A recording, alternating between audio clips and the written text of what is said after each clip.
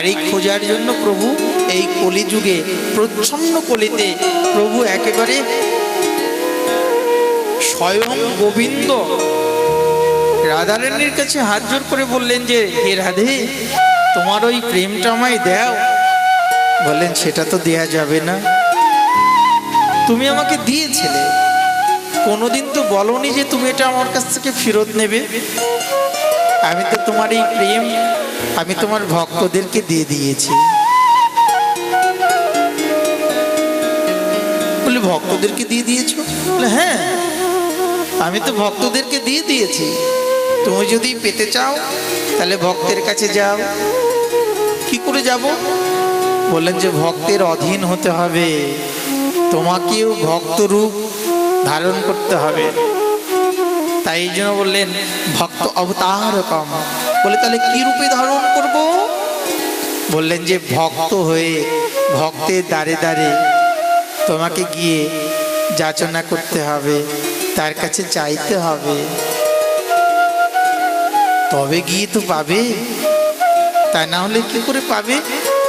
বললেন তাহলে আমি একা যাব না, কেননা মথুরা লীলাতে আমি ব্রজেন্দ্র নন্দন হয়েও আমি ঐশ্বর্যের দ্বারকানাথ, কৃষ্ণে আমার মধ্যে ঐশ্বর্য মাধুর্য দুটোই আছে, কিন্তু তোমার ভক্তদের কাছে আমি কোনোদিনই ঐশ্বর্য প্রকাশ করতে পারিনি। ব্রজগোপীদের কাছে গোবিন্দ কোনোদিনই, যেদিন থেকে বৃন্দাবন ছেড়ে চলে গেছে সেদিন থেকে রাধারানী কোনোদিন গোবিন্দকে দেখতে যায়নি মথুরাতে। আর রাধারানী যেহেতু দেখতে যায়নি মথুরাতে, তাই রাধারানীর যারা ব্রজগোপীগণ তারাও কোনোদিন মথুরা ছেড়ে বৃন্দাবন ছেড়ে মথুরা যায়নি।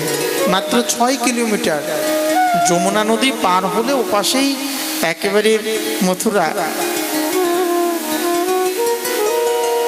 এই জন্য বললেন যে তোমার ভক্তরা তো আমি ভক্ত হব, কিন্তু আমি একা গেলে তো পারবো না, তুমি চলো। আচ্ছা, গোবিন্দ এই কলিযুগে গৌরা, গোবিন্দের গৌ রাধারানীরা গোরা শব্দ ধারণ করেছেন, কিন্তু কি বলুন তো, গোবিন্দ স্বয়ং বাইরে গৌরবর্ণ, ভিতরে শ্যামবর্ণ। আচ্ছা, গোবিন্দ চাইলে তো শ্যামবর্ণ সোনালির সাথে নীলবর্ণ মিলিয়ে তো প্রকাশ হতে পারতেন, কিন্তু স্বর্ণরূপ কেন ধারণ করলেন জানেন? কেন এই জন্য ধারণ করলেন?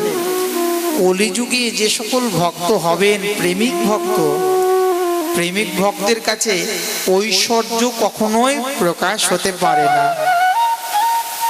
বৃন্দাবনের বনমালা সেবিত নবীন মদনের কাছে ওই দ্বারকার স্বর্ণময় মুকুটধারী গোবিন্দের কোনো মূল্য নেই।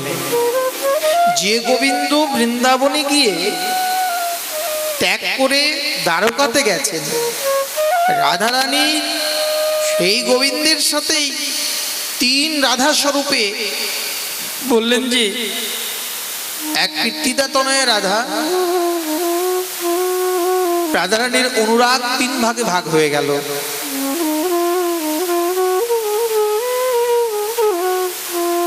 রাধারানী প্রবাস ক্ষেত্রে গেলেন গোবিন্দের সাথে দেখা করতে, কিন্তু দেখা করতে গিয়েও গোবিন্দের সাথে দেখে, গোবিন্দের ওই ঐশ্বর্য মূর্তি দেখে গোবিন্দের কাছে গেলেন না। কেন গেলেন না জানেন তো? বললেন যে হে গোবিন্দ, তোমাকে আমি 100 বছর পর আমার তোমার সাথে মিলন হলো, কিন্তু বিশ্বাস করো তোমাকে দেখার পর আমার মন কখনোই বলছে না যে আমি তোমাকে কাছে পেতে চাই, তোমাকে জড়িয়ে ধরি। তুমি ওই যে পূর্বের বনমালা গলায় পরে মাথায় একেবারে সিকি পিঞ্চ মৌলি ময়ূরের পুচ্ছ, তোমার হাতের বাঁশি কোথায় গেল গোবিন্দ? আমি তো বনমালী, আমরা তো গোয়ালিনী, তোমাকে ওই স্বরূপেই দেখতে চাই, এই রাজা স্বরূপে তোমাকে দেখতে চাই না। তাই গোবিন্দ সেই অনুরাগের কথা মনে করে এই কলিতে তিনি প্রেমের অবতার স্বরূপ রূপে তিনি গৌরাঙ্গ রূপে অবতীর্ণ হলেন।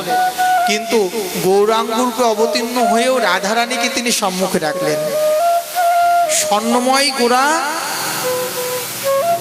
তিনি তো কলিযুগে শ্যামবর্ণ হতে পারত। আচ্ছা, শ্যামবর্ণ না হোক, শ্যামবর্ণ আর গৌরবর্ণ একও তো একটা রূপ হতে পারত। নীল আর সোনার স্বর্ণ দুটো তো একটা রূপ হতে পারত, কিন্তু না, তিনি গৌর রূপ ধারণ করলেন, স্বর্ণরূপ। কেন? এই কলিযুগে প্রেম পেতে গেলে শ্যাম সুন্দরের ক্ষমতা নেই, সরাসরি এই প্রেমিক ভক্তদের কাছ থেকে প্রেম আস্বাদন করা। তাই রাধারানীর চরণকে আশ্রয় করে বললেন, রাধে তুমি বাইরে প্রকাশ হও, আমি অন্তরে থাকবো। যদি নয়ন মুদে দেখি অন্তরে গোবিন্দ, মুদে থাকলে অন্তরে গোবিন্দ দেখি। তাই ভিতরে বাইরে গৌর, ভিতরে শ্যাম। এই জন্য বলছেন যে মহাপ্রভুর এই যে প্রেমাবতার, এই প্রেমাবতারে এই জন্য আমরা যারা গৌরী সম্প্রদায়, বৈষ্ণব সম্প্রদায়, এই বৈষ্ণব সম্প্রদায়ের হার্দ্য বস্তুতে শ্রীমতী রাধারানী, বৈষ্ণব সম্প্রদায়ের বিশুদ্ধ প্রেম যে শ্রীমতী রাধারানী, আমাদের উপাস্য যে রাধা গোবিন্দ যুগল, এই উপাস্যই আমরা নিরূপণ করতে পারি না। বিশুদ্ধ প্রেম যদি হৃদয়ের মধ্যে থেকে থাকে, তাহলে সেই প্রেমের দ্বারা আমাদের কি হবে? প্রেমের দ্বারা আমরা ভগবত তত্ত্ব নিরূপণ করতে পারবো। প্রেম সে বলো। তাই বলেন যে গজেন্দ্র মতন যে ভক্ত, বলেন যে এই জগতের মধ্যে যেমন দাস্য ভক্তিতে গজেন্দ্র, ধ্রুব, প্রহ্লাদ শ্রেষ্ঠ, বলেন তার থেকেও শ্রেষ্ঠ হচ্ছে দাস্য ভক্তিতে সুদামা। বলে সুদামার থেকেও শ্রেষ্ঠ সখ্য ভক্তিতে অর্জুন। বলে সখ্য ভক্তিতে অর্জুনের থেকেও শ্রেষ্ঠ হচ্ছে তোমার মধুমঙ্গলাদি। বললেন যে তাদের থেকেও শ্রেষ্ঠ কে? বললেন যে যদুকুলবাসী, 56 কোটি যদুকুল কৃষ্ণের বংশে জন্ম হয়েছে। যদুকুলের থেকে শ্রেষ্ঠ বললেন যে উদ্ধব। কেন? উদ্ধব হচ্ছে শ্রীকৃষ্ণের অন্তরঙ্গা সেবক। আর বললেন উদ্ধবের থেকেও শ্রেষ্ঠ হচ্ছে মা যশোদার প্রেম। মা যশোদার প্রেমের থেকেও শ্রেষ্ঠ হচ্ছে এই সংসারে ব্রজগোপীদের প্রেম। আর এই ব্রজগোপীদের প্রেম, বললেন এই ব্রজ প্রেমের থেকে 3 প্রেম। এক হচ্ছে দ্বারকার গোপী, মথুরার গোপী, আর হচ্ছে এক হচ্ছে বৃন্দাবনের ব্রজগোপী। বললেন যে এই 3 গোপী সাধনার মধ্যে শ্রেষ্ঠ সাধনা হচ্ছে বৃন্দাবনের ব্রজগোপীর সাধনা। শ্রীমান মহাপ্রভু আমাদেরকে দ্বারকা লীলার সাধনা দেয়নি, মথুরার লীলার সাধনা দেয়নি। এই যে আমরা গোপাল উপাসনা করছি, গোপালের মূর্তি উপাসনা করছি, যদি আমরা সত্যি সত্যি বলি আমাদের গুরুদেব যে মন্ত্র দিয়েছেন সেটা রাধা গোবিন্দ যুগল মন্ত্র। কি মন্ত্র? বললেন যে রাধা কৃষ্ণ প্রাণমোর যুগল কিশোর। কেন? নিতাই মোর,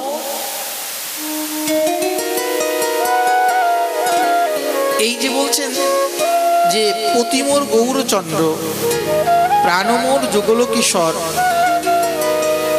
নিতাই মোর প্রাণধন। আমাদের ধন হচ্ছে নিত্যানন্দ প্রভু, আমাদের পতি হচ্ছে গৌর সুন্দর, আমাদের প্রাণ হচ্ছে রাধাকৃষ্ণ যুগল। এই 4-এর বাইরে নয়। তাহলে নিতাই মোর প্রাণধন, পতিমোর গৌরচন্দ্র, প্রাণমোর যুগল কিশোর। যদি এই 4 উপাসনা হয়, কিন্তু এই 4 উপাসনার মধ্যে আমরা অনেক সময় কি করি? নানান দিকে ধাবিত হই। বৃন্দাবনে প্রবেশ করবার জন্য 4টি দ্বার আছে। এই 4টি দরজা কি কি জানেন তো? একটা হচ্ছে দাস্য রসের দরজা, একটা সখ্য রসের দরজা, একটা বাৎসল্য রসের দরজা, একটা মধুর রসের দরজা।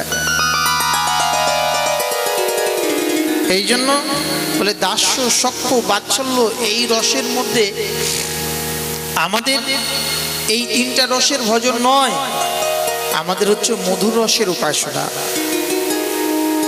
যার কারণে আমাদের রাধাকৃষ্ণের যুগল সেবা, গজেন্দ্র আদি, ধ্রুব আদি,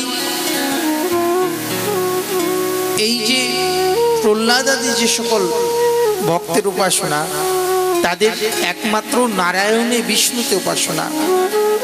কিন্তু আমাদের যে উপাসনা, শ্রীমন মহাপ্রভু যে বিশুদ্ধ ভক্তি আমাদেরকে প্রদান করেছেন, সেটা হচ্ছে একমাত্র রাধা কৃষ্ণর যুগল উপাসনা। কিন্তু আমরা কি করি, মহাপ্রভুর যে বিশুদ্ধ ভক্তি, সেই ভক্তিটা আমরা তার থেকে বঞ্চিত। এই সংসারের মধ্যে মহাপ্রভুর বিশুদ্ধ ভক্তি কজন মাত্র যাজন করে। ভক্তি সকলেরই আছে, সাধনাঙ্গ ভক্তি সকলেরই আছে, কিন্তু সাধনাঙ্গ ভক্তি দ্বারা বিধি ভক্তি যেবা ভজে বৈকুণ্ঠে যায়, রাগমার্গ যেবা ভজে কৃষ্ণ চরণ পায়।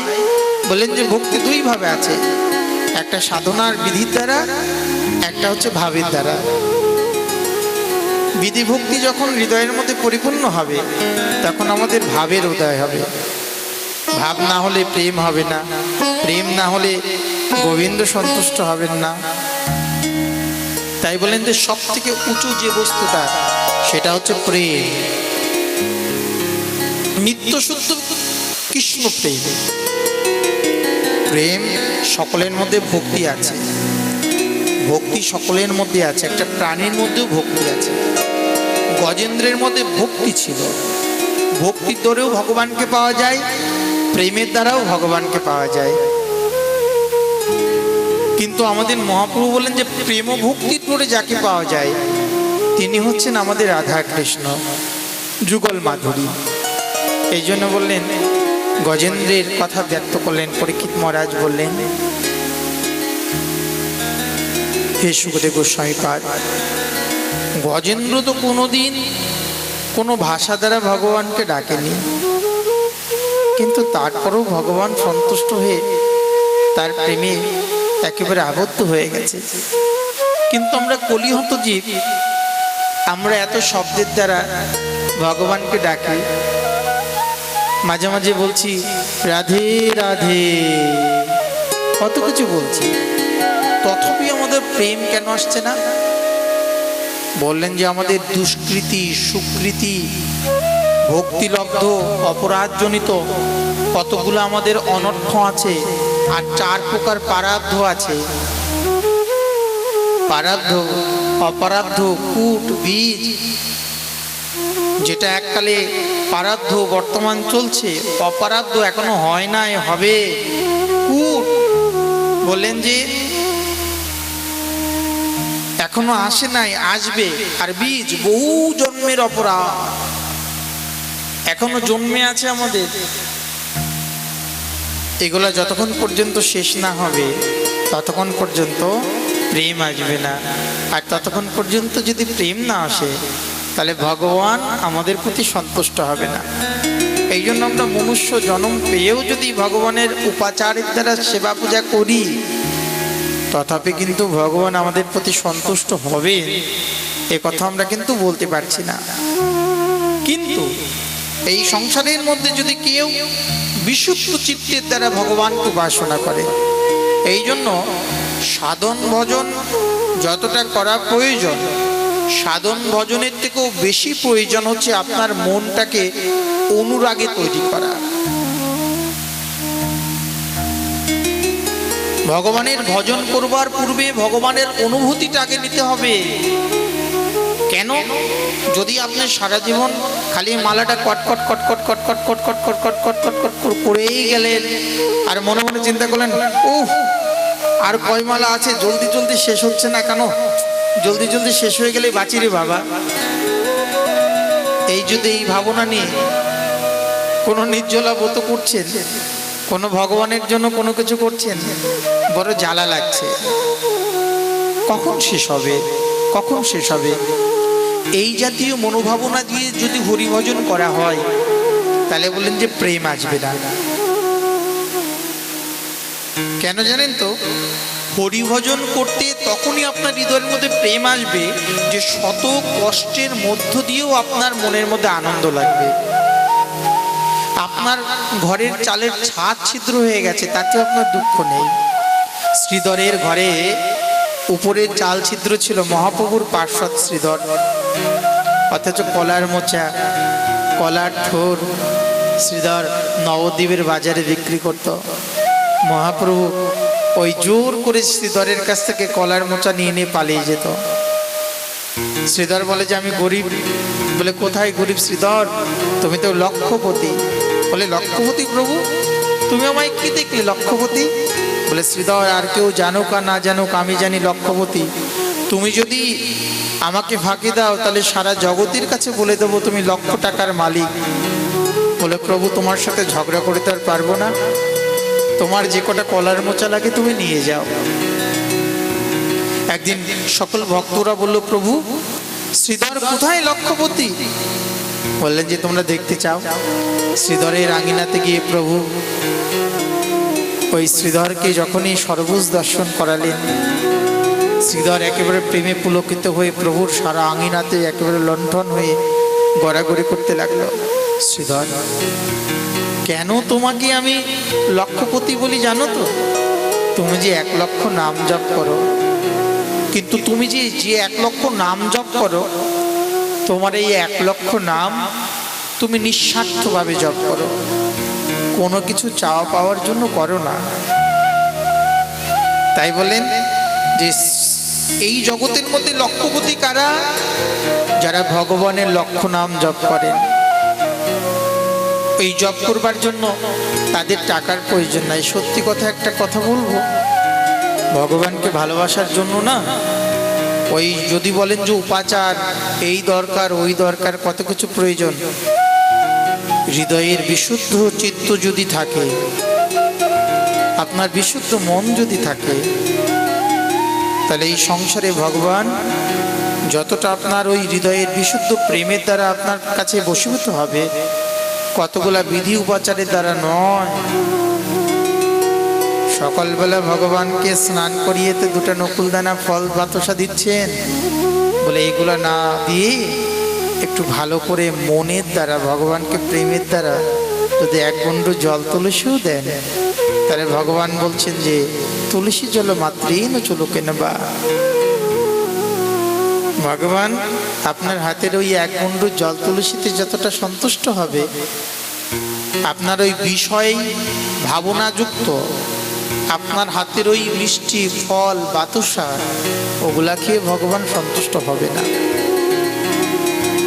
এই জন্য বললেন যে প্রেমিক যারা, তারা ভগবানের সব থেকে প্রিয়।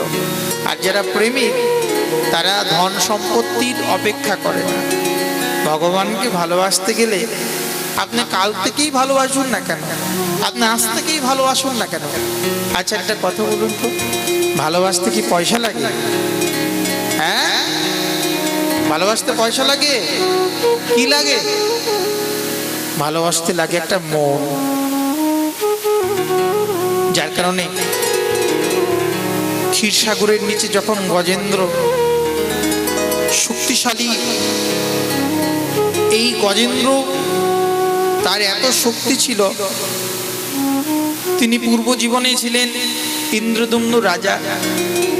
রাজা হয়ে তিনি উন্মত্তের মধ্যে একদিন বৈরাগ্য নিলেন, আর বৈরাগ্য নিয়ে রাজা হয়ে তিনি বনের মধ্যে ভজন করছিলেন। কৃষ্ণ ভক্ত তো। একদিন কি হলো, আগস্ত্য মুনি গিয়ে সেখানে তাকে গিয়ে অভিসম্পাত করলেন, আরে রাজা হয়ে তোমার কর্তব্য ত্যাগ করে তুমি এইভাবে এসে ভজন করছো, প্রজাদের দুরবস্থা, যাও তোমাকে অভিসম্পাত করলাম, তুমি হাতি হয়ে জন্মগ্রহণ করো। পরীক্ষিত বললেন যে মহারাজ, তাহলে ওই কুমিরটা কে ছিল, যে কুমিরটা একেবারে হাতির পা কামড়ে ধরেছিল? বলেন যে ওই কুমির ছিলেন সাক্ষাৎ হু নামক গন্ধর্ব। দেবল ঋষি একদিন নদীতে স্নান করছিল, আর ওই গন্ধর্ব হু নামক গন্ধর্ব, ওই গন্ধর্ব রাজকুমার জলের মধ্যে ডুব দিয়ে দেবল ঋষির পা ধরে টানাটানি করছিলেন কুমিরের মতন করে। দেবল নামক ঋষি যখন খুব ভয় পেলেন, রাজকুমার জলের থেকে উঠে হাসাহাসি করছিলেন, সেই সময় তাকে অভিসম্পাত করলেন, যা আমার সাথে এই দুর্ব্যবহার করলি, তুই কুমির হয়ে জন্মগ্রহণ কর। আসলে প্রকৃতপক্ষে ভগবান যখন আমাদেরকে কৃপা করেন, কৃপা করবার সময় তিনি অভিশাপ দিয়েও কৃপা করতে পারেন, তিনি আমাদেরকে নানান রকম পারাব্ধের মধ্যে ডুবিয়েও কৃপা করতে পারেন, তিনি আমাদেরকে নানান রকম কষ্ট দিয়েও কৃপা করতে পারেন। একটা কথা আমরা স্পষ্ট করে মনে রাখি, যদি এই সংসারের মধ্যে আমাদের যদি দুঃখ থাকে, কষ্ট থাকে, তাহলে মনে করবেন যে ওই দুঃখ আর ওই কষ্ট আমাদেরকে শ্রী গোবিন্দ স্বয়ং দিচ্ছেন। কেন? এই জন্য দিচ্ছেন যে তার মানে গোবিন্দ আমাদেরকে চায়, ভগবান আমাদেরকে চায়, তাই আমাদেরকে দুঃখ দেয়। আর যাদেরকে চায় না তাদেরকে সুখ দিয়ে ভরিয়ে দেয়। এই জন্য এই সংসারের মধ্যে যারা দুঃখের মধ্যে দিয়ে যারা ভগবানকে উপাসনা করে, ভগবানের চরণকে যারা চায়, একমাত্র তারাই শ্রেষ্ঠ। এই জন্য ভগবান কি করে, যাকে নিজের করে নেয় আগে তার সমস্ত শক্তিকে আগে নষ্ট করে, তাকে পথের ভিখারি করে, তাকে কাঙাল করে। কেন জানেন তো? ভগবান বলে যে আমার থেকে যদি বড় নিজেকে মনে করো তাহলে আমি তোমাকে নেব না। এই জন্য বললেন যে কি, যে তাকে আমি আগে ভিখারি করি। আমি বিজ্ঞ, তুমি অজ্ঞ। আমি তো জানি আমি বিজ্ঞ, আমি তো জ্ঞানী, তুমি তো অজ্ঞ, তুমি তো শুধু চাও চাও চাও। বললেন যে কেউ যদি আমার কাছে বিষয় চায়, আমি তাকে বিষয় দিই না। এই জন্য আমরা বারবার কোনো দুঃখ হলে ভগবানের কাছে হাত জোড় করি, প্রভু হে গোবিন্দ, হে ঠাকুর রক্ষা করো। বললেন যে এটাই আমাদের মূর্খতা। ভগবানের কাছে কখনো এই সংসারের কোনো কিছু চাইতে নেই। মহাজনগণ বলেন, এই গজেন্দ্র জলের মধ্যে যখন হাজার হাজার হস্তিনী রমণীদেরকে নিয়ে নামলেন, ভগবান গজেন্দ্রকে রক্ষা করবার জন্য।